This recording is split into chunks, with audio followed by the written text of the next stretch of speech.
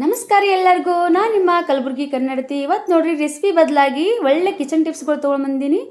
8 kitchen tips ಅದಾವು. ಅದ್ರಾಗ ನಿಮ್ಗೆ ಒಂದಾರೆ ಇಷ್ಟ ಆಗೇ ಆಗ್ತೈತಿ, ಉಪಯೋಗ ಆಗೇ ಆಗ್ತೈತಿ. ಮಿಸ್ ಮಾಡಬೇಡ್ರಿ, ವಿಡಿಯೋ ಪೂರ್ತಿ ನೋಡಿ ಸ್ಕಿಪ್ ಮಾಡಲಾರ್ದೆ. ಬರೀ ವಿಡಿಯೋ ಶುರು ಮಾಡೋಣಂತ. ಮೊದಲನೇ ಟಿಪ್ಸು,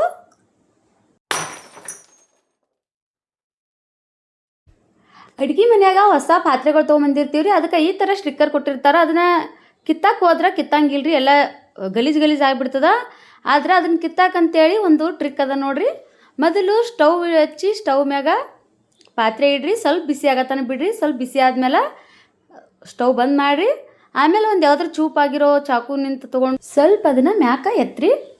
ಆಮ್ಯಾಗ ಕೈನಿಂದ ನಿಧಾನವಾಗಿ ಎಳಿರಿ, ಆರಾಮಾಗಿ ಬಂದುಬಿಡ್ತದ. ಏನು ಅಂಟ್ಕೊಳ್ಳಲ್ಲ, ಏನೂ ಇಲ್ಲ ನೋಡ್ರಿ. ಚಕ್ ಅಂತ ಹೆಂಗೆ ಬಂತು. ಇನ್ನು ಎರಡನೇ ಟಿಪ್ಪು, ನಮ್ಮ ಮನೆಯಾಗಿರೋ ಫ್ರಿಜ್ಗಳು ಎಷ್ಟೇ ಒರೆಸಿ ಎಷ್ಟೇ ಸ್ವಚ್ಛವಾಗಿಟ್ರು ಕೆಲವೊಂದು ಸಲ ಅದ್ರೊಳಗಿರೋ ಸ್ಮೆಲ್ಲು ಅಷ್ಟು ಇಷ್ಟ ಆಗಂಗಿಲ್ಲ ರೀ. ಫ್ರೆಶ್ನೆಸ್ ಫೀಲ್ ಕೊಡಂಗಿಲ್ಲ. ಒಳ್ಳೆ ಫ್ರೆಶ್ನೆಸ್ ಫೀಲ್ ಕೊಡ್ಬೇಕಂದ್ರೆ ಈ ಥರ ಮಾಡಿರಿ. ಮೊದಲು ಒಂದಿಷ್ಟು ಫ್ರಿಜ್ ಒರ್ಸಕ್ಕೆ ನೀರು ತಗೋರಿ. ಆ ನೀರಾಗ ಒಂದು ನಿಂಬೆ ಹಣ್ಣು ಹಿಂಡ್ಕೊಂಬಿಡ್ರಿ, ರಸ ಪೂರ್ತಿ ಹಿಂಡ್ಕೋರಿ. ಆಮ್ಯಾಗ ಅದಕ್ಕೆ ಒಂದು ಚಮಚ ಉಪ್ಪು ಹಾಕೋರಿ. ಹಾಕ್ಕೊಂಡು ಕೈಯಿಂದ ಚೆಂದಾಗಿ ಮಿಕ್ಸ್ ಮಾಡ್ಕೋರಿ. ಮಿಕ್ಸ್ ಮಾಡ್ಕೊಂಡು ಒಂದು ಸ್ವಚ್ಛವಾಗಿರೋ ಅರ್ಬಿ ತೊಗೊಂಡು ನೀರನ್ನ ಅಬ್ಸರ್ವ್ ಮಾಡ್ತಾವಲ್ರಿ ಅಂಥ ಬಟ್ಟೆ ತೊಗೋರಿ. ಅಂದಾಗ ಫ್ರಿಜ್ ಒಳಗೆ ನೀರು ಉಳಿಯಂಗಿಲ್ಲ, ಸ್ವಚ್ಛ ಆಗಿಬಿಡ್ತದ. ಈ ಥರ ಮೆತ್ತಗಿರೋ ಅರ್ಬಿ ತೊಗೊಂಡ್ರೆ ಪೂರ್ತಿ ನೀರು ಹೀರ್ಕೊಂಡ್ಬಿಡ್ತದೆ ರೀ ಅದು. ಅಂಥ ಅರ್ಬಿ ತೊಗೊಂಡು ಒಳಗೆ ನೀರಾಗ ಡಿಪ್ ಮಾಡಿ ಅದನ್ನು ಫ್ರಿಜ್ನ ನೀಟಾಗಿ ಒರೆಸ್ಕೊಂಡ್ಬಿಡ್ರಿ. ನೋಡಿರಿ, ಫ್ರಿಜ್ ಸ್ವಚ್ಛನೂ ಆಗ್ತದೆ, ಆಮ್ಯಾಗ ಒಳ್ಳೆ ಫ್ರೆಶ್ನೆಸ್ ಫೀಲ್ ಕೊಡ್ತದೆ. ನೋಡಿರಿ ಎಷ್ಟು ಪಳ ಪಳ ಅನ್ನಕತ್ತದ ಅಂತೇಳಿ.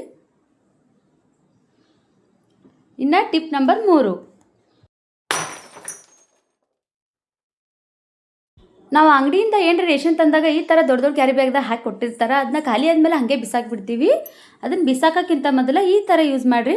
ಮನ್ಯಾಗ ಕಸದ ಡಬ್ಬಿಗೆ ಒಂದು ಏನು ಕ್ಯಾರಿಯರ್ ಹಾಕಿದೆ ಹಾಗೆ ಕಸ ಹಾಕ್ಬಿಟ್ವಿ ಅಂದ್ರೆ ಎಷ್ಟು ಗಲೀಜಾಗ್ತಂತ ಎಲ್ರಿಗೂ ಗೊತ್ತೈತಿ. ಅದನ್ನು ತೊಳ್ಯಾಕಂತರೂ ಯಾರಿಗೂ ಇಷ್ಟನೇ ಆಗಂಗಿಲ್ಲ. ಅದ್ರ ಬದಲು ಈ ಥರ ಕ್ಯಾರಿ ಬ್ಯಾಗ್ಗಳನ್ನ ಕಸ ಡಬ್ಬಿಗೆ ಫಿಕ್ಸ್ ಮಾಡಿಬಿಟ್ವಿ ಅಂದ್ರೆ ಒಳಗೆ ಎಷ್ಟೇ ಕಸ ಹಾಕಿದ್ರು ಬಕೆಟ್ಗೆ ಅಂಟ್ಕೊಳ್ಳಂಗಿಲ್ಲ. ಕಸ ಡಬ್ಬಿಗೆ ಸ್ವಚ್ಛವಾಗಿರ್ತೈತಿ ಕಸ ಡಬ್ಬಿ. ಇನ್ನು ಟಿಪ್ ನಂಬರ್ 4, ಮನ್ಯಾಗ ಹಾಲಿನ ಪಾತ್ರೆಗಳು ಹಾಲು ಕಾಯಿಸಿದಾದ್ಮೇಲೆ ಹಾಲು ಖಾಲಿ ಆದ್ಮೇಲೆ ಈ ಥರ ಕಾಣಿಸ್ತಾವೆ. ಜಾಸ್ತಿ ಹಾಲು ಕೆಳಗೆ ಅಂಟ್ಕೊಂಡಿರ್ತಾವೆ. ಈ ಥರ ಅಂಟ್ಕೋಬಾರ್ದಂದ್ರೆ ಒಂದು ಟಿಪ್ಸ್ ಐತಿ, ಹೇಳ್ತೀನಿ ನೋಡ್ರಿ. ಯಾವುದೇ ಪಾತ್ರೆದಾಗ ಹಾಲು ಕಾಯಿಸೋಕ್ಕೂ ಮೊದಲ ಆ ಪಾತ್ರೆದಾಗ ಒಂದು ಸ್ವಲ್ಪ ನೀರು ಹಾಕೋರಿ. ಜಾಸ್ತಿ ಹಾಕೋ ಅಗತ್ಯ ಏನಿಲ್ಲ, ಒಂದು ಸ್ವಲ್ಪ ಹಾಕ್ಕೊಂಡ್ರು ಸಾಕು. ಕೆಳಗೆ ಮೊದಲು ನೀರು ಹಾಕ್ಕೊಂಡು ಆಮೇಲೆ ನಾವು ಹಾಲಿನ ಪ್ಯಾಕೆಟ್ ಹರಿದು ಹಾಲು ಹಾಕ್ಕೊಂಡು ಕಾಯಿಸ್ಕೊಳ್ಳೋದ್ರಿಂದ ಹಾಲು ಪಾತ್ರೆದಾಗ ಜಾಸ್ತಿ ಅಂಟ್ಕೊಳ್ಳಂಗಿಲ್ಲ ರೀ. ಒಂದು ಸಲ ಟ್ರೈ ಮಾಡಿ ನೋಡಿರಿ, ನಿಮಗೆ ಗೊತ್ತಾಗ್ತದೆ.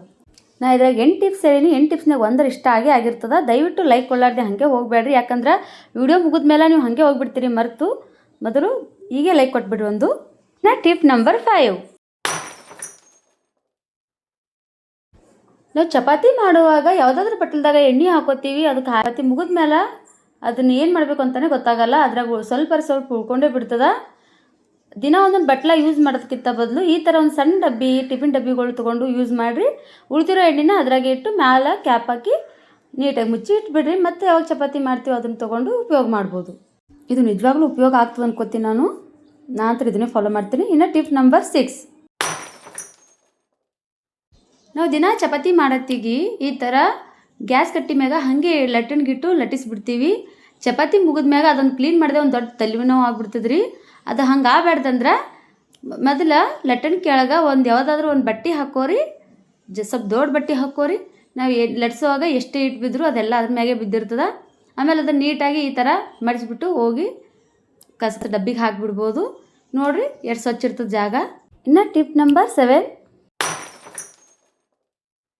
ನಾವು ದಿನ ಅಡುಗೆ ಮಾಡುವಾಗ ತರಕಾರಿ ಕತ್ತರಿಸ್ತೀವಲ್ರಿ, ಆ ಕಟ್ ಮಾಡೋ ಟೈಮ್ನಾಗ ಸಿಪ್ಪಿಗಳನ್ನೆಲ್ಲ ಹಾಗೆ ಕೆಳಗೆ ಹಾಕಿಬಿಡ್ತೀವಿ. ಆಮೇಲೆ ಅದೆಲ್ಲ ಗಲೀಜು ಅನ್ನಿಸ್ತದೆ. ಆಮೇಲೆ ಅದನ್ನೆಲ್ಲ ತೊಗೊಂಡು ಹೋಗಿ ಹಾಕೋದು ಬೇಸರ ಆಗಿಬಿಡ್ತದೆ ರೀ. ಹಂಗೆ ಆಗ್ಬಾರ್ದಂದ್ರೆ ಮನ್ಯಾಗ ಒಂದು ಯಾವುದಾದ್ರೂ ವೇಸ್ಟ್ ಡಬ್ಬಿಗಳು ಇರ್ತಾವೆ ನೋಡಿರಿ, ಆ ಥರ ಒಂದು ಡಬ್ಬಿಗಳನ್ನ ಮಾಡಿ ಫಿಕ್ಸ್ ಮಾಡಿ ಇಟ್ಬಿಡ್ರಿ. ನಾವು ಏನೇ ತರಕಾರಿಗಳನ್ನ ಕಟ್ ಮಾಡುವಾಗ ಅದ್ರ ಸಿಪ್ಪಿಗಳನ್ನೆಲ್ಲ ಡೈರೆಕ್ಟ್ ಅದ್ರಾಗೆ ಹಾಕ್ರಿ. ಅದನ್ನು ಎಲ್ಲ ಜಮೆ ಆದಮೇಲೆ ಕೆಲಸ ಮುಗಿದ್ಮ್ಯಾಗ ಅದನ್ನ ಹೋಗಿ ಕಸದ ಡಬ್ಬಿಗೆ ಆಮೇಲೆ ಹಾಕಿ ಬರ್ಬೋದು.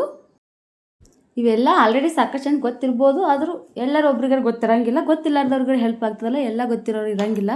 ಇನ್ನು ಟಿಪ್ ನಂಬರ್ 8, ಇದು ಕೊನೆ ಟಿಪ್ಸ್ ರೀ. ಅಡುಗೆ ಮಾಡೋ ಟೈಮ್ನಾಗ ಪಲ್ಯಗಳಿಗೆ ಅಥವಾ ಸಾಂಬಾರ್ಗೆ ಕೊತ್ತಂಬರಿ ಹಾಕೋದಿರ್ತದೆ ರೀ. ಆ ಕೊತ್ತಂಬರಿ ತೊಗೊಂಡು ಪಟ್ ಪಟ್ ಅಂತ ಕೈಯಿಂದ ಮುರಿದು ಹಾಕಿಬಿಟ್ಟಿರ್ತೀವಿ. ಇಲ್ಲಾಂದ್ರೆ ಮೊದಲೇ ಕಟ್ ಮಾಡಿ ಇಟ್ಕೋಬೇಕಾಗಿರ್ತದೆ. ಕಟ್ ಮಾಡೋದು ನೆನಪಾಗಿರಲಿಲ್ಲ ಅಂದ್ರೆ ಹಾಗೆ ಕೈಲಿ ಹಾಕೋಕೆ ಹೋಗ್ತೀವಿ, ಅದು ದಪ್ಪ ಆಗಿಬಿಡ್ತದೋ ಇಲ್ಲ ಎಕಡೆ ಆಗಿಬಿಡ್ತದ. ಅದ್ರ ಬದಲು ನಮ್ಮ ಮನ್ಯಾಗ ಕಿಚನ್ದಾಗ ಒಂದು ಸಣ್ಣ ಕತ್ರಿ ಇಟ್ಟಿರ್ತೀವಿ ರೀ. ಸ್ವಚ್ಛವಾಗಿರೋ ಕತ್ರಿನ ಇಟ್ಕೋರಿ. ಕೊತ್ತಂಬರಿ ಹಾಕೋ ಟೈಮ್ನಾಗ ಪಟ್ ಪಟ್ ಅಂತ ಕಟ್ ಮಾಡಿ ಹಾಕಿಬಿಡ್ರಿ, ಅಲ್ಲಿದ್ದಲ್ಲೇ ಆರಾಮಾಗಿ ಆಗಿಬಿಡ್ತದ.